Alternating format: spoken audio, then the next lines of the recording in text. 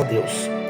Queridos irmãos, todos sabem que nós estamos na última carta da Laodiceia, né? E como nós fazemos diariamente, nós vamos relembrar, porque você que escutou a palavra passada, que você possa reforçar o teu aprendizado. E se por alguma razão você não pôde ouvir, pelo menos você vai ter ideia do que nós estudamos. Então nós vamos relembrar o que vimos sobre essa 7ª carta que foi enviada à igreja de Laodiceia. Primeiro nós começamos a falar sobre a cidade. O nome Laodiceia significa justiça do povo. Essa cidade foi fundada por volta do ano de 250 a.C. e ela recebeu esse título em homenagem a Laodice, que era esposa de Antíoco II. Então, em homenagem à sua esposa, ele colocou o nome da cidade de Laodiceia. Inclusive, ela está lá, as ruínas, né? Você vai lá, você pode contemplar as ruínas da cidade, para que você possa entender que essa cidade hoje ainda existe, as ruínas, colunas gigantescas, que mostram assim que existiu nos tempos de João, no final do 1º século, uma cidade chamada Laodiceia. E nós vimos também que essa cidade era importantíssima, ela tinha uma posição privilegiada e ela ficava no meio das rotas comerciais, onde passavam os viajantes. Inclusive você vai ver que essa cidade ela produzia alguns produtos que eram exportados. Naquela época já havia exportação de produtos, de medicamento lá da cidade de Laodiceia. Inclusive, meus irmãos, você vai ver lá alguns turistas que vai lá na Turquia, né? E eles ainda conseguem captar essas ruínas dessas 7 cidades. E nós vimos também, meus irmãos, que a cidade de Laodiceia, nós falamos sobre 4 características principais. É muito importante você compreender essas características para você entender a mensagem da carta. Primeiro, ela era uma das cidades mais ricas do mundo, havia muitos milionários lá em Laodiceia. Infelizmente, meus irmãos, isso trouxe um prejuízo para os habitantes de Laodiceia, que se sentiram muito orgulhosos, eles se sentiam independentes, como se não precisasse de ninguém. A segunda característica é que elas produziam roupas, elas produziam lã especial, né? Que eram ovelhas negras. No passado, antes, existia aquelas indústrias, né? Principalmente das ovelhas que era extraída essa lã, e a cidade ela se orgulhava da lã que produzia e também das roupas que fabricava ali em Laodiceia, inclusive até produto de exportação. Além disso, nós vemos que a cidade de Laodiceia, ela era famosa, ela era conhecida também por causa do unguento que ela fabricava, né? Uma escola de medicina que era conhecida no mundo inteiro, que ela produzia esse unguento quase que miraculoso, milagroso, que servia tanto para os ouvidos, tanto também para os olhos. E aí, nós vemos que as pessoas iam para Laodiceia em busca da cura desse medicamento, quanto também outra cidade comprava de Laodiceia esse unguento. Isso fazia que a Laodiceia fosse uma cidade conhecida no mundo daquela época. Mas nós vimos também que as águas de Laodiceias, ela vinha de outra cidade, Colossos e Herápolis. Colossos havia fonte de água fria e Herápolis havia fonte de água quente. Então as águas que chegavam à igreja de Laodiceia, a cidade de Laodiceia, era água morna. De um lado havia um benefício, que era a água terapêutica, mas por outro lado elas eram intragáveis para beber. As pessoas que bebiam as águas de Laodiceia sentiam náusea, ânsia de vômito. Inclusive está aí algumas características que a Bíblia ensina, né? A palavra transfere, né? E vimos também ainda acerca da igreja de Laodiceia. Das 7 cartas enviadas à igreja da Ásia Menor, a carta que foi enviada à igreja de Laodiceia, ela tem 2 características principais. Primeiro, é a carta que não tem nenhum elogio. É muito interessante essa informação, que Jesus ele sempre elogiava alguma virtude que aquela igreja tinha, que seja a fé, a perseverança, o trabalho, o serviço. Mas Laodiceia, Jesus não deu nada. E além disso, é uma carta que destaca, que ela se caracteriza, porque Jesus foi muito enfático na sua repreensão. Muito drásticas a repreensão de Jesus à igreja de Laodiceia. Bem, nós começamos a estudar o texto bíblico, nós já estudamos alguns versículos, né, dos versículos 14 até o versículo de número 19. Nós vamos relembrar bem rapidinho, para que você possa acompanhar o raciocínio. Primeiro, nós dissemos que não sabemos quem era o pastor, né, o líder, o obreiro dessa igreja, mas sabemos sim que havia lá um líder responsável quando Jesus enviou essa carta para João. Jesus se identifica com 3 títulos diferentes. Ele é o Amém, a comprovação, a confirmação da palavra de Deus. Ele é a testemunha fiel e verdadeira, porque ele conhece todas as coisas. E ele é também o princípio da criação de Deus. Não que Jesus seja uma criatura, não que Jesus seja o primeiro ser a ser criado, não. Mas ele é o soberano da criação. Ele participou ativamente da criação. E nós vemos inclusive alguns textos que comprovam isso, como por exemplo, João capítulo 1, versículo 3 e versículo 1, né? Que todas as coisas que foram feitas por ele. E sem ele, sem Cristo, nada do que foi feito se fez. Estudamos ainda o versículo de número 15, aonde Jesus diz: eu sei as suas obras, né? Mas ele falava da obra da igreja. Aí Jesus disse a situação principal da igreja. Jesus disse que nem é frio e nem quente, tomaras que fosse frio ou quente. E eu disse bem claro que ele fala de 3 grupos de pessoas, de cristão. Ele não fala de 3 tipos de cristão, quer dizer, ele fala de 3 tipos de pessoa. Quando ele fala tomaras que fosse frio ou quente, é como se Jesus estivesse dizendo: eu queria que vocês nem fossem quente. Era preferível que vocês fossem pecadores mesmo, mas que soubesse disso, ou que vocês fossem crentes de verdade, né? Não que vocês estivessem cocheando em 2 pensamentos. É como se ele estivesse em cima do muro, nem era crente verdadeiro, sincero e verdadeiro, e também não estava no mundo, estava no rol de membro da igreja, mas eles eram mornos. E Jesus diz que ia vomitar da sua boca. Então, Jesus disse: eu vou vomitar vocês se vocês continuarem assim. Inclusive, nós estudamos, né, semana passada, aquela imagem, né, do passado, que a gente tem ali da imagem do castiçal, né, que tem 7 lampadários, né, 6, né, 3 um lado, 3 do outro, e no meio mais um, né, 7 períodos da história da igreja, que representa exatamente a igreja atual. Nós vemos ainda, meus irmãos, os versículos 15 e 16, que Jesus diz que, no versículo 17 também, eu falei semana passada, que Jesus disse como ele se sentia. Como diz, era o que ele se sentia: rico sou, estou enriquecido, de nada tenho falta. Então os crentes de Laodiceia se sentiam assim. Mas aos olhos de Cristo, aquele que tudo vê, que tudo conhece, que tudo sabe, como eles estavam? Jesus disse: e não sabe que é um desgraçado, que é infeliz, né? Miserável, pobre, cego e nu. Era a condição que a igreja se encontrava. E eu deixei aqui bem claro que essa dura repreensão de Cristo, Jesus ele não repreendeu para envergonhar, para humilhar. Não era esse o objetivo de Jesus. O objetivo dele é a sua restauração. Então Jesus ali, ele é um clínico geral, né? Se ele clínico diagnosticar o paciente, ele sabe o que o paciente tem que fazer para ser curado, né? Aí no próximo texto a gente vai perceber que Jesus aconselha. Aí o que Jesus disse? Olha só, versículo 18, ele diz: aconselho-te. Jesus não disse eu determino, eu exijo, não.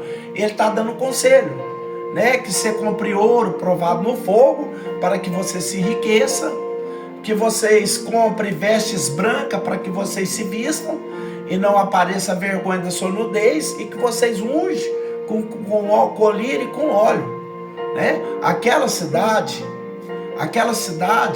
que se sentia muito rica, muito próspera. Aí Jesus diz assim: eu aconselho que você compre ouro fino. Aquela cidade que era famosa pela sua lã, pelo tecido que produzia, Jesus disse: eu aconselho que você compre vestes brancas para vocês vestir. E aquela cidade que havia colírio para os olhos, né, para a cura dos olhos físicos, Jesus diz assim: eu aconselho que você compre colírio espiritual. Compre, unja os olhos para que vocês vejam. Então, isso nos fala da suficiência de Cristo, que Ele tem aquilo que nós necessitamos. É claro que Jesus estava falando de bênçãos espirituais, de ouro, as vestes e o colírio que Jesus fala. É claro que não é ouro da terra, é claro que não é a lã, as vestes terrenas, e é claro que não é colírio daqui da terra. Mas Jesus estava falando das riquezas espirituais e que nós precisamos recorrer a Ele. Finalmente, nós estudamos o versículo 19.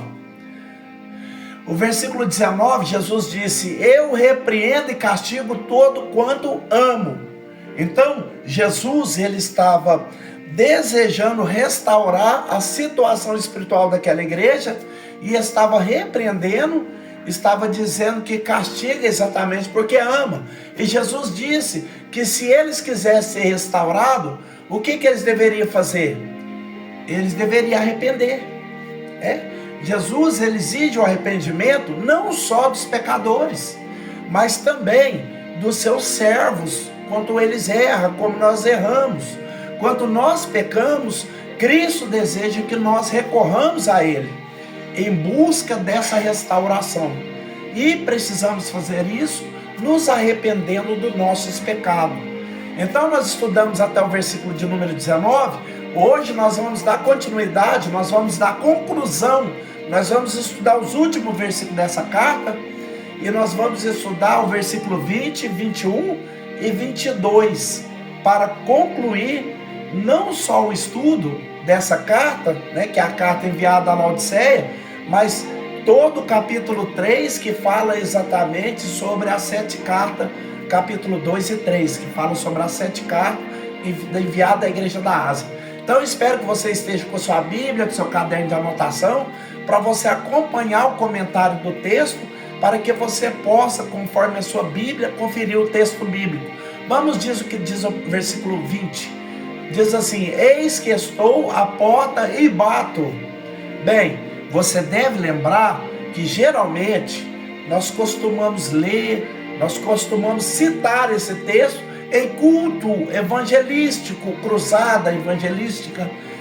Geralmente nós nos dirigimos à pessoa não evangélica com esse texto. Mas só que a gente fala que Jesus está à porta do coração, mas quando nós lemos esse texto, esse versículo, nós vamos entender que essas palavras foram destinadas à igreja de Laodiceia. Ou seja, eles já eram crentes, mas Jesus estava do lado de fora da vida deles. E é interessante que Jesus, mesmo sendo o Senhor da igreja, mesmo sendo o dono da igreja, por mais que incrível que pareça, Jesus estava do lado de fora. Que tragédia, meus irmãos.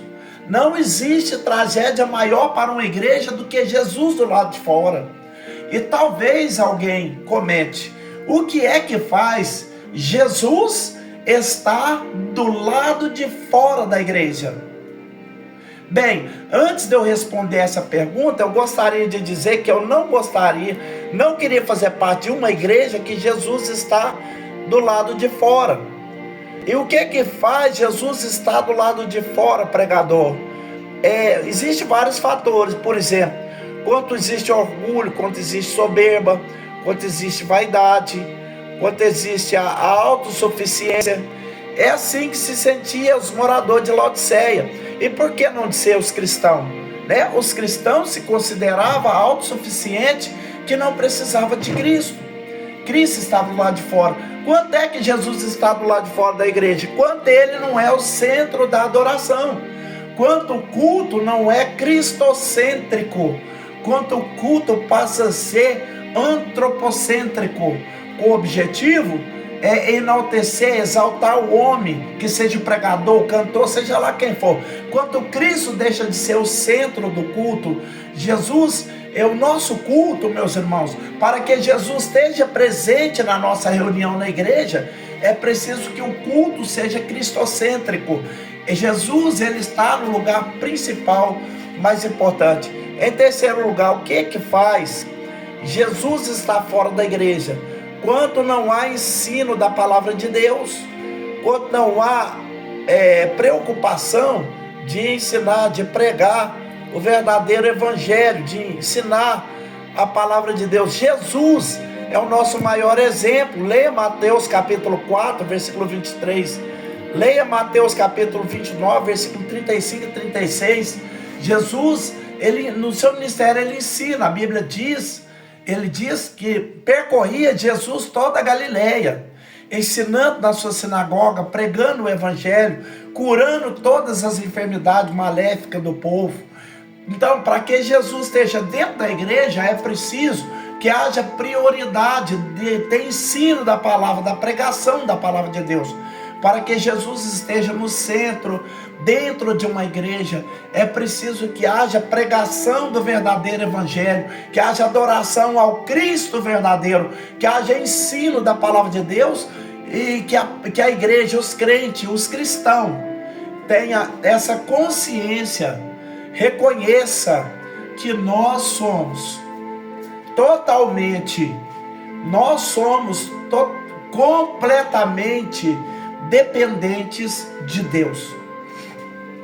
Mas é interessante que Jesus estava do lado de fora, mas que ele desejava.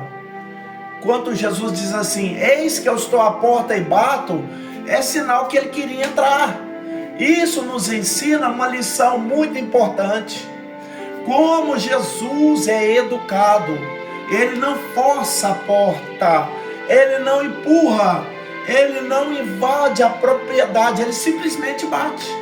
E nós vemos aqui nesse texto uma demonstração da soberania de Cristo, mas também da responsabilidade, né? O que está em destaque aqui não é a soberania, é a responsabilidade humana. Jesus tem autoridade, sim, ele pode invadir se ele quiser, ele pode forçar a porta, mas ele não age assim, ele simplesmente bate na porta. Cabe a nós, cabe ao homem fazer o quê? Abrir a porta. E quando eu leio esse texto, eu observo também que nem sempre Jesus está dentro da igreja. Jesus às vezes está do lado de fora. Havia 7 igrejas na Ásia Menor na época de João, e Jesus envia uma carta exatamente à igreja de Laodiceia, a uma daquelas igrejas, né? Mas dizendo assim: eu quero entrar, eu estou do lado de fora. Então Jesus estava batendo na porta, ele estava do lado de fora. E eu posso dizer que existe muita igreja assim, né? Nós não podemos citar nome de igreja porque não compete a nós, mas igrejas, existe igreja que tem título, tem igreja de todo gosto, igreja pentecostal, igreja tradicional, igreja liberal, mas eu posso dizer que o mais importante para uma igreja é saber que Jesus está dentro dela, né? Não foi assim que João viu Jesus no meio dos 7 castiçais, né? É isso que Cristo espera da sua igreja, que ele tenha liberdade de estar dentro da igreja e não do lado de fora. Mas observe que Jesus disse ainda, vamos ver o texto, ele diz: eis que eu estou à porta e bato, e se alguém ouvir a minha voz e abrir a porta, eu entrarei em sua casa. Então, 2 atitudes Jesus esperava dos crentes de Laodiceia, e por que não dizer de cada um de nós? Primeira atitude, ouvir a sua voz. Que talvez alguém permita ou pergunte: como que nós podemos ouvir a voz de Cristo? Como que ele está batendo? Como que eu sei que ele está batendo? Existem várias formas de Jesus bater a porta do nosso coração. Ele bate através da Bíblia, através da sua palavra. Quando nós estamos lendo ou ouvindo a sua palavra, eu diria inclusive que essa é uma das principais formas de Jesus bater na porta do nosso coração, através da palavra de Deus, através da Bíblia. Mas ele pode bater também através de uma pregação, de um sermão. Alguém está pregando, ensinando a palavra de Deus. Jesus também pode bater através de uma pregação da palavra de Deus. Jesus pode bater a porta do coração através de um hino, através de uma melodia santa, né, de uma música sacra, até através de uma programação de pregação. Jesus bate no coração, várias formas. Às vezes Jesus bate na porta do coração através de uma circunstância adversativa, através de um acidente, através de uma falência, através de uma doença, através de um momento de dor, de um momento de uma perca, né? Enfim, qualquer momento Jesus bate a porta do nosso coração diversas vezes, né? De diversas maneiras. Inclusive eu creio que nesse momento Jesus está batendo a porta do teu coração através da minha fraca e humilde pessoa. Jesus disse: eis que a tua porta eu bato. O que é que Jesus espera? Primeiro, que alguém possa ouvir. Se alguém ouvir a minha voz, é a primeira atitude. Qual que é a segunda atitude? Aí ele diz assim: e abrir a porta. Então, não basta só ouvir a voz, mas é preciso abrir a porta. A segunda atitude que Jesus esperava dos cristãos da igreja de Laodiceia, e por que não dizer de cada pessoa não crente no evangelho? Ouvir a voz e abrir a porta. Ouvir a voz é muito importante, meus irmãos, mas é preciso abrir a porta. Eu quero inclusive aqui perguntar: o que é que você costuma fazer quando alguém, um parente ou um amigo bate na sua porta, ou toca a campainha da sua casa ou do seu apartamento? É claro que você não vai deixar a pessoa lá fora batendo, chamando, tocando a campainha o tempo todo. Você vai tomar uma atitude de ir lá, de abrir, né, para que a pessoa entre. E assim nós devemos fazer com Jesus, o personagem mais importante para nós. Nós devemos tomar essa iniciativa de abrir a porta e deixar que ele entre em nossa casa. O que significa isso, pregador? Jesus quer entrar na nossa vida, meus irmãos. Jesus quer entrar no nosso coração. Ele quer fazer parte da história da nossa vida. E o que é que acontece quando nós ouvimos a tua voz? Quando nós abrimos a porta, veja o que diz o texto: eis que a tua porta eu bato. Se alguém ouvir a minha voz e abrir a porta, entrarei em sua casa e com ele cearei e ele comigo. Então, que privilégio é esse, meus irmãos, para aqueles que ouvem a voz de Jesus, para aqueles que abrem a porta e permitam que Jesus entre. Foi ele que prometeu, meus irmãos. Ele não apenas prometeu entrar, mas ele diz: eu cearei com ele e ele comigo. E você sabe o que significa isso? Isso fala exatamente de comunhão, fala de intimidade, fala de experiência. Dentro da cultura judaica, meus irmãos, os cristãos lá de Laodiceia sabiam muito bem o que Jesus estava dizendo. Que as refeições, você sabe disso, que refeição não é apenas aquele momento de saciar uma necessidade física, não. Refeição é muito mais do que isso. Refeição fala de comunhão. Refeição fala de sentar, fala de conversar, fala de comunhão, fala de intimidade. É isso que Jesus deseja fazer. E todas as pessoas que ouvem a voz de Cristo, que abre a porta do seu coração, que permita que Jesus entre, ele traz mudança, ele traz transformação. Você lembra daquele homem chamado Zaqueu? Aquele homem de pequena estatura, que subiu numa árvore para ver Jesus.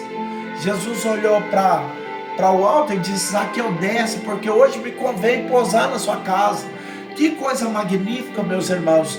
Tanta gente importante naquela cidade, e Jesus escolheu quem? Zaqueu, um publicano, um homem que era odiado pelos judeus. os historiadores dizem que um judeu, na mentalidade judaica, um coletor de impostos jamais poderia ser salvo. Era uma pessoa indigna de obter a salvação. Mas Jesus disse: hoje me convém pousar na sua casa. Enquanto Jesus chegou na casa de Zaqueu, Zaqueu diz assim: se eu tenho roubado alguém, se eu tenho defraudado alguém, eu vou restituir quadriplicadamente. E tem mais uma coisa: eu vou dar metade dos meus bens aos pobres, né? E Jesus, ele diz: hoje veio salvação nessa casa. Então esse é o maior presente, a maior dádiva, o maior galardão, a maior recompensa que alguém pode receber quando abre a porta para Jesus entrar. É claro, meus irmãos, que como Ele é rico e poderoso, é claro que Ele pode trazer muitas outras bênçãos. Jesus pode trazer cura, libertação, Jesus pode trazer bênçãos materiais, mas a maior bênção que Jesus quer trazer na vida das pessoas é a salvação. Então, quando nós abrimos a porta do nosso coração, quando nós permitimos que Jesus entre, aí Ele diz: eu cearei com Ele e Ele comigo. Então Jesus passa a conviver junto. Isso fala de comunhão, isso fala de intimidade, isso fala de experiência. Me faz lembrar também aqueles dois discípulos que estavam no caminho de Emaús após a ressurreição de Cristo. Capítulo 24 do Evangelho escrito por Lucas. A história diz que no capítulo 19, de Zaqueu. Desses dois discípulos, está no capítulo 24. Jesus havia ressuscitado, envia dois discípulos conversando, e Jesus falou: que palavras são essas que vocês estão conversando no caminho? Aí eles falam assim: por acaso você é algum peregrino, sabe o que houve? Aí Jesus começa a falar sobre a morte de Jesus, e eles não perceberam que era Jesus que estava no meio deles. E chega um determinado momento que Jesus parece que vai continuar a viagem, eles vão para sua casa, aí eles convidaram Jesus para que Jesus estivesse com eles, e Jesus entrou. E é interessante, meus irmãos, que na ocasião que Jesus parte o pão, eles reconheceram. Glória a Jesus, aleluia. Eles reconheceram porque eles abriram a porta para o próprio Filho de Deus, E eu posso dizer isso, que Jesus está batendo a porta do teu coração, querendo entrar, para trazer mudança, transformação, restaurar a sua vida e te dar o que você mais almeja, que é a sua salvação. Vejamos o que diz o versículo 21. No versículo 21 ele disse: ao que vencer. Nós já explicamos diversas vezes que essa frase, ao que vencer, eu já expliquei em diversas vezes que eu me manifestei aqui, que em todas as cartas, que Jesus sempre faz uma promessa aos vencedores. Ou seja, aquele que permanecer fiéis a Cristo, aqueles que não abandonarem a Cristo, aqueles que não negaram o nome de Jesus. É esse o sentido dessa expressão, ao que vencer. Então é uma promessa específica para aqueles que permanecer fiéis, aqueles que permanecer servindo a Cristo, permanecer seguindo a Cristo. Nós não cremos naquela predestinação fatalista, nós não cremos naquela frase tão comum que uma vez salvo, salvo para sempre. Com muito respeito eu me dirijo a cada um de vocês de outra denominação, mas nós não cremos nisso. Nós cremos na necessidade da perseverança, de continuar, de persistir servindo e seguindo a Cristo, porque só aqueles que vencerem, aqueles que permanecerem seguindo a Cristo, permanecer seguindo a Cristo, que vão perceber, que vão receber essa promessa, que vão receber essa recompensa que Jesus promete para os vencedores. Ou seja, aqueles que continuar seguindo, servindo a Cristo, que não abandonarem a cruz, que não negar o nome de Jesus, que permanecer fiéis até a morte, até o arrebatamento, esse será o vencedor.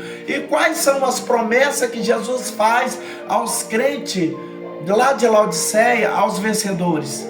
Em primeiro lugar, veja o que Jesus disse: ao que vencer, ele disse: lhe concederei que se assente comigo no meu trono. Irmãos, olha que benção. Eu vou conceder que ele sente comigo no meu trono. E essa promessa, ela diz respeito ao reino milenial de Cristo, que será implantado aqui na terra, e que nós reinaremos com ele. Vamos abrir a Bíblia. Eu quero ler aqui alguns textos que nos mostram essa verdade. Nós iremos reinar com Cristo, né? E eu vou mostrar para você isso na segunda carta, na segunda epístola de Paulo a Timóteo, capítulo 2, e no versículo 12, Paulo diz assim: se sofrermos, também com ele reinaremos. Em outras palavras, nós podemos até sofrer aqui nessa terra, nós podemos sofrer aqui nesse mundo, mas tem uma promessa para nós: nós iremos reinar com Cristo. Lá no livro do Apocalipse, nós já lemos esse texto, mas nunca é demais a gente relembrar aquilo que nós já dissemos, capítulo 1, versículo 6, veja o que diz: e nos fez reis e sacerdote. Olha que tremendo, meus irmãos. Cristo nos fez reis, então significa que nós vamos reinar. Lá em Apocalipse capítulo 20, versículo 4, é claro que aqui está falando dos mártires da grande tribulação, mas ele diz assim: eu vi tronos, e assentaram-se sobre eles aqueles a quem foi dado o poder de julgar, e vi as almas daqueles que foram degolados pelo testemunho de Jesus e pela palavra de Deus, e que não adoraram a besta na sua imagem, e nem receberam sinal na testa nem na mão, e viveram e reinaram com Cristo durante 1000 anos. Então, essa promessa, meus irmãos, essa promessa que Jesus fez: ao que vencer, lhe concederei que assente comigo no meu trono, fala exatamente do milênio, do reino milenial. Mas é interessante que ele diz assim: assim como eu venci. Essa frase me chamou muita atenção. Que coisa interessante, Jesus diz assim: assim, ou seja, do mesmo modo, da mesma maneira que eu venci. Então, o próprio Jesus, que coisa interessante, ele se intitula como um vencedor. Eu venci, né?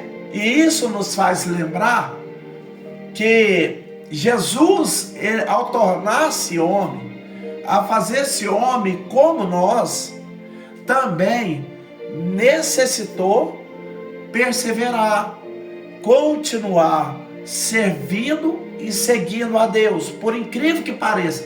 É claro que no sentido divino, falando do Cristo que está no céu, é impossível que Jesus peque, né? É impossível, porque a sua natureza é divina, ele é completamente separado do pecado. Mas quando ele tornou-se homem, ele foi tentado. E por que ele foi tentado? Simples, porque havia possibilidade dele pecar, né? Então, quando Satanás vai tentar Jesus, é porque sabia que Jesus estava como homem e ele também estava sujeito no sentido humano, né? Ele estava sujeito a pecar. Por isso que Jesus foi tentado. Então, quando Jesus diz como eu venci, ele estava dizendo: eu dei esse exemplo, eu perseverei, eu não desisti, eu não voltei atrás, eu não neguei a Deus. É nesse sentido que Jesus disse. Então observe que ele diz: assim como eu venci e me assentei como Pai no seu trono. Então diversos textos revelam isso. Aonde está Jesus agora? Simples, ele está à direita de Deus, à destra do trono de Deus. Vamos ver aí alguns textos bíblicos. Atos capítulo 12, versículo 34, quando Pedro está no seu discurso lá em 12, 2, né? porque ele diz que disse o Senhor ao meu servo: assenta-te à minha direita. Então ele estava dizendo que essas palavras de Davi falavam acerca de Cristo. Romanos capítulo 8, versículo de número 34. Romanos capítulo 8, 34. Nós vamos ver o que Paulo diz. Quem nos condenará?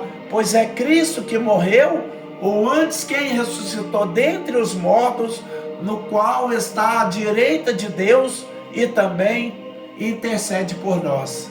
Efésios capítulo 1, versículo 18 a 20, observe o que Paulo disse ainda na carta aos Efésios. Estamos falando de quem? De Cristo que venceu e assentou com Deus no seu trono. Ele diz: tão denominados os olhos do vosso entendimento, para que saibais qual seja a esperança da vocação e quais as riquezas da vossa vocação do santo, qual a sobreexcelente grandeza sobre nós os que cremos, segundo a alteração da força do seu poder, que manifestou em Cristo, ressuscitando dos mortos e pondo a sua direita nos céus. Se você dispõe de uma Bíblia, eu vou citar alguns textos, você anota aí. Colossenses capítulo 3, versículo 1, Hebreus capítulo 1, versículo 3, Hebreus capítulo 10, versículo 12, Hebreus capítulo 12, versículo 2 e 1 de Pedro capítulo 3, versículo 22. Todos esses textos deixam bem claro que Jesus está no céu, à direita de Deus. Concluindo esse estudo dessa carta, nós vamos citar o último versículo, que é o versículo de número 22. Olha o que diz Apocalipse capítulo 3, versículo 22. Jesus diz assim: quem tem ouvidos ouça o que o Espírito diz às igrejas. Então você sabe disso, que era muito comum Jesus concluir as cartas com essa frase, com esta expressão: quem tem ouvido ouça o que o Espírito diz às igrejas. E nós já tivemos essa oportunidade de explicar que, embora essas cartas tenham sido enviadas às igrejas reais, que verdadeiramente existiram no final do primeiro século, mas elas também se aplicam em cada um de nós. Em cada carta há uma mensagem de Deus para nós. E a mensagem de Cristo, que o Espírito Santo diz às igrejas, baseada na carta enviada à igreja de Laodiceia, é que nós não devemos nos sentir autossuficientes, que nós não devemos nos considerar ricos, que não precisamos de nada. Precisamos reconhecer que as maiores riquezas, as riquezas mais valiosas, meus irmãos, não são as riquezas terrenas, mas sim as riquezas espirituais. É claro que a pessoa pode ter as duas. Alguém pode ser rico financeiramente, mas também espiritualmente, é claro. Mas se tivéssemos que escolher, nós preferimos as riquezas celestiais, que não sigamos o exemplo da igreja de Laodiceia, que Jesus estava do lado de fora, Jesus estava batendo, querendo entrar, mas que nós possamos abrir o nosso coração, permitir que Jesus entre, porque Ele diz que vai entrar e vai cear conosco, e que vai nos dar a salvação, e que vai nos dar a vida de intimidade. E aqueles vencedores, aqueles que perseveraram, seguiram a Cristo, Ele diz que vai se assentar com Ele no seu trono, assim como Ele venceu e também se assentou com Deus no seu trono. Então, meus irmãos, aqui está a finalização, de mais uma carta que nós concluímos com sucesso, das 7 cartas da igreja da Ásia Menor, titulada a Laodiceia. E aqui encerra então mais um ensinamento das cartas do Apocalipse. Queridos, já com a permissividade do Senhor, eu quero já me endereçar na oração final, na oração da fé, e eu creio que todos esses que tem participado da palavra de Deus ensinada aqui nesse aplicativo, tem sido sábio, né? Porque a sabedoria, meus irmãos, não é para você ficar sentado num banco de uma igreja, né? A vida toda só ouvindo, só sendo ouvinte. Não, Jesus quer que você ouça essa palavra, que você adquira sabedoria, conhecimento, e que você seja portador dessa palavra, que você amplie o reino de Deus com o conhecimento que você está aprendendo. Pregador, isso aí que você está falando é bíblico? Está lá em Mateus capítulo 28, a partir do verso 18, que ele fala: ide por todo mundo, pregai o evangelho a toda criatura, ensinando, fazendo discípulo. Nós temos que aprender, meus irmãos, e passar esse aprendizado para frente, né? Que nós não venhamos só de ficar ouvindo, né? E não surtir nenhum efeito, né? Porque até a árvore surte efeito.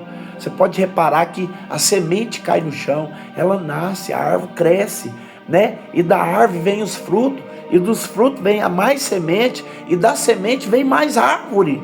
Então nós temos que progredir, nós temos que fazer o reino de Deus girar, nós temos que ensinar, né? E fazer discípulo, ensinar as pessoas, porque se nós não ensinarmos as pessoas o reino de Deus, então nós estamos sendo egoístas, né? O reino de Deus está sendo válido só para nós. Nós queremos a salvação só para nós, né? E Deus não quer isso de nós. Deus quer que nós passamos esse conhecimento para frente, tá bom? Que Deus abençoe a vida de cada um. Vamos já fazer a oração da fé. Soberano Deus e eterno Pai, muito obrigado por essa sabedoria, por esse conhecimento, que não é, meu Pai, dádiva minha, que não é praticamente coisas minhas, que não é, meu Pai, excelência minha, mas que é dádiva do Senhor, sabedoria do Senhor. Isso é para que o teu reino seja ampliado, glorificado, exaltado, manifesto. Meu Deus, que pessoas surjam através desses ensinos, cheios de autoridade e conhecimento, para poder levar essa palavra adiante e fazer mais discípulos, crescer o reino do Senhor através da fé. É no nome do Senhor que nós estamos aqui finalizando, Pai. Muito obrigado pelas pessoas que deram atenção para essa palavra, porque eu sei que não são todos que moram em Israel, são israelitas. Nem todos que ouvem a palavra do Senhor, elas vão obter resultado dessa palavra, vão extrair, vão alcançar algo que seja utilizado por elas e seja útil na vida delas. Meu Deus, porque a tua palavra diz em Romanos capítulo 10, no verso 17, que a fé vem pelo ouvir, e ouvir a palavra do Senhor. Aquele que não ouve a palavra do Senhor é porque está fraco na fé, porque o princípio da sabedoria, meu Pai, é a tua palavra, é o temor da tua palavra. A tua palavra diz, meu Pai, em Provérbios, que o temor do Senhor é o princípio de toda sabedoria. E como nós podemos temer? É como o Abacuque diz: ouvi e temi. É no nome do Senhor, meu Deus, que eu finalizo esse culto para a glória do teu nome santo, em nome do Pai, do Filho e do Espírito Santo de Deus. Que o amor de Deus Pai, a graça do nosso Senhor Jesus Cristo e as doces consolação do Espírito Santo esteja com toda a igreja, e todos diz amém. Amém. Paz do Senhor, irmão. A paz do Senhor, povo de Deus. Fiquem todos com Deus em nome do Senhor Jesus. Amém. A paz de Deus, Jesus, a todos.